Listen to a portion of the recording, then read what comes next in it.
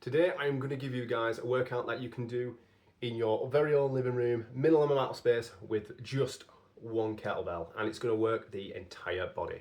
And the way that we're going to do this is that the main portion of the workout is going to be a complex.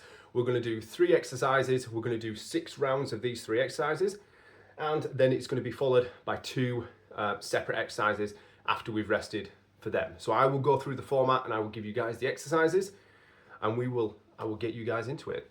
So complex, the main complex of today's workout is going to be a split stance, a B stand, a kickstand stance, whatever you want to call it, but where we do that. Front leg down, solid into the ground, this one on its tippy toes on the front ball of the foot. And all we're going to do is 3 exercises, and we're going to do 5 reps of each exercise, and then we'll swap sides and do that. That counts as 1 round. We're going to do 6 rounds of these. So first main complex is going to be 5 rows, then it's going to be 5 cleans, and then it's going to be 5 snatches. So it's going to look a little bit something like this. We're going to go dog there. We're going to go 5 rows, and then we're going to go 5 cleans.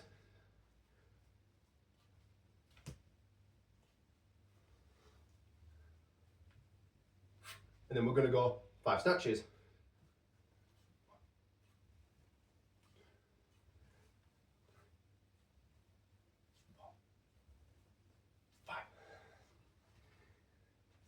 And then swap sides and do the same for that side. Once you've done that, that is going to be 1 round.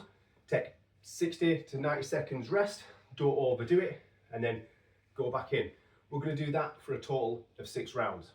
Now, the reason that I've picked these 3 movements is because it is all a very natural progression up one side. You're starting low, you're getting the back muscles, and then you're cleaning, you're bringing the arm, the shoulder stabilization, and then you're coming into snatches, again, working shoulder stabilizers, core, and doing it all in a split stance or a staggered stance or a B stance or a kickstand stance, whatever you want to call it. That's all going to add, it's going to put more emphasis, it's going to ask you to balance more, so increased stabilization, more core stability.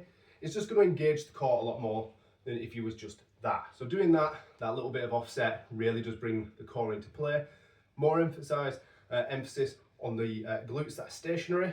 You know, it just makes it that little bit harder, that little bit more entertaining.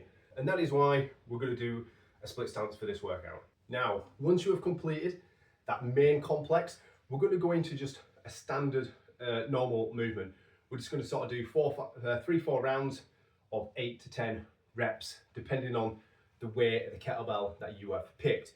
And it's only going to be 1 movement. So for this movement, what we're going to do, again, we're going to try and keep it unilateral, just working one side at a time. So for this one, we're going to clean the kettlebell up, and all we're going to do is a reverse lunge and a press at the top. So it's going to be 1, 2, 3, 4, 5, 6, 7, 8, and back down. Then we will swap sides and do the other side. And again, the reason for this one, I like to keep things unilateral. I try to work one side at a time. That is how we can maximize the use of just using 1 kettlebell. For you guys, I know that you might just only have 1 at home. This is why I do a majority of my workouts with just a single kettlebell in mind, and working unilaterally makes the most of that single kettlebell. And again, a lunge like that is bringing in the legs, the quads, the hip flexors, because you're coming back up, and you're also pressing at the top. All of it's going to engage core stability, shoulder stability, balance and coordination. One thing I would like to emphasize as well is that when you do these, just do a little step through. That's all I want when you've done the lunge, a little bit step through. It's just to bring in a little bit more emphasis into the lunge, keep balance, because I like to try and incorporate things into what would replicate daily life. Again, this little step through, it is almost like you're taking a big step. So that's why I like to do those. Again, 8 to 10 on one side, 8 to 10 on the other side. That's going to be 1 round. We're going to do 3 to 4 rounds of them. And last but not least, for the last exercise within this, we're going to really start attack the core. We're going we're going to do some core strength, we're going to do some core work, core rotational things. So we're going to get the kettlebell to one side, and again we're going to work unilaterally. We're going to do one side at a time, then the other. This is one of my favorite ones, and it's called the kettlebell wood chops. So again, I would like you to be in the position of the bottom of the lunge, and we're going to grab the kettlebell by its handles like that, and all we're going to do is start here and rotate around. The idea is not to swing, but to move the kettlebell. We're going to move with intention. We're not just going to be flinging it back and forth. I really want you to stay strong and rotate with the kettlebell. So very simple. And again, with these, we're just sort of going to do 5 to 6 reps. We're going to do 4 rounds of these. So we're just going to grab the kettlebell nice there, and we're going to go 1, 2, 3, 4, 5, 6, and back down. Swap sides, do the other side.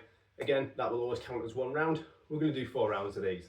So what kettlebell weight should you be using for this kind of workout? Now, this isn't a strength workout. We're not trying to get as strong as possible. This is about working unilaterally. It's about strength, strength via like coordination, stability, balance, core engagement.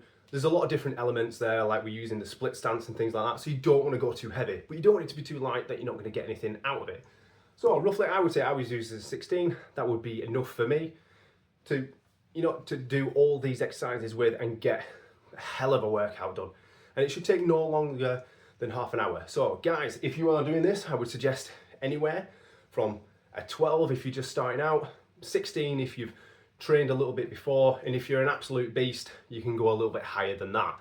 Ladies, again, if you're a complete beginner and you've not done this before, and I would say you would start anywhere around the 6 kilo range would be absolutely fine. If you've got a bit of training experience, anywhere from the 8 to 12 kilo range is going to be great starting points.